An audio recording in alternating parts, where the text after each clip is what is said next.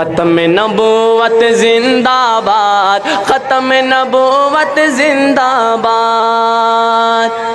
بات ہے یہ بالکل ظاہر، کہیں گے ہم اس کو کافر. بات ہے یہ بالکل ظاہر، کہیں گے ہم اس کو کافر. جو بھی کرے گستاخ رسول، ختم نبوت زندہ باد.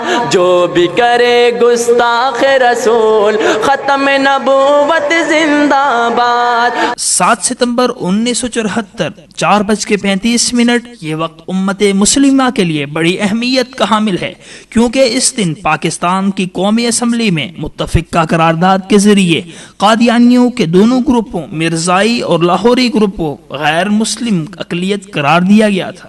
کیا حسین اتفاق ہے کہ 6 ستمبر یوم دفاع پاکستان اور اس سے اگلے ہی دن 7 ستمبر کو یوم دفاع ختم نبوت ہے. یہ وہ مبارک دن ہے جب پاکستان کی قومی اسمبلی نے متفقہ طور پر قادیانی اور لاہوری مرزائیوں کو غیر مسلم اقلیت قرار دیا تھا اور یہ فیصلہ کر دیا تھا کہ پاکستان میں آقا دو جہاں صلی اللہ علیہ وسلم کی ختم نبوت کا انکار کرنے والوں کے لیے کوئی جگہ نہیں ہے.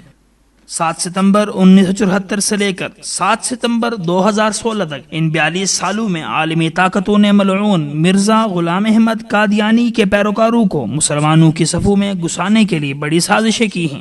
پاکستانی حکومتوں پر بڑے پیمانے پر دباؤ بھی ڈالا گیا ہے. اسی طرح پاکستانی حکومت کو لالچ بھی دیے گئے. میڈیا کے پنڈتوں پر بڑی سرمایہ کاری بھی کی گئی، مگر اس حوالے سے یروشلم سے لے کر لندن تک اور واشنگٹن سے لے کر دہلی اور اسلام آباد تک ہر ایک کو منہ کی اس لیے کھانا پڑی ہے کیونکہ عقیدہ ختم نبوت کی محافظ خود اللہ تعالیٰ کی ذات ہے، اور مسلمان چاہے کس قدر کمزور ہی کیوں نہ ہو جائے اور وہ گناہگار اور بدکار بھی کیوں نہ ہو، لیکن عقیدہ ختم نبوت کے معاملے پر کسی جھوٹے اور دجال سے کمپرومائز کر سکتا ہے اور نہ ہی کسی جھوٹے مدعی نبوت اور اس کے پیروکاروں سے دوستی کا تعلق قائم رکھ سکتا ہے.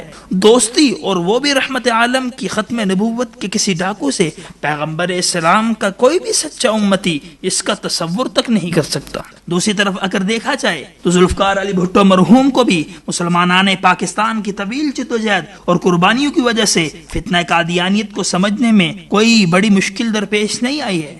آج سے 42 سال قبل بھٹو مرحوم کو بھی یہ یقین کامل تھا کہ ختم نبوت کے باغی گروہ قادیانیوں کو اسمبلی کے ذریعے غیر مسلم اقلیت قرار دینا نہ صرف یہ کہ انتہائی نیک عمل ہے بلکہ گناہوں کی تلافی کا سبب بھی بننے والا ہے. یہ وہ عظیم الشان کارنامہ ہے جس پر امت مسلمہ شہدائے ختم نبوت کے ساتھ ساتھ ذوالفقار علی بھٹو مرحوم کو بھی ہمیشہ خراج تحسین پیش کرتی رہے. دوسری طرف یہ امر بھی انتہائی باعث تشویش ہے کہ پاکستان کے آج بھی کلیدی عہدوں پر قادیانی تعینات ہیں جو اپنی سازشیں جاری رکھے ہوئے ہیں. لہٰذا ضرورت اس امر کی ہے اور حکومت وقت کا یہ فرض بھی ہے کہ وہ قادیانیوں کو تمام کلیدی سرکاری عہدوں سے ہٹائے اور ان کو اپنی صفوں سے باہر نکال پھینکے اور ان کی سرگرمیوں کو محدود کر کے ان کی کڑی نگرانی کی جائے. اور اسی طرح قادیانیت آرڈیننس 26 اپریل 1984 پر اس کی روح کے مطابق عمل درآمد کرایا جائے.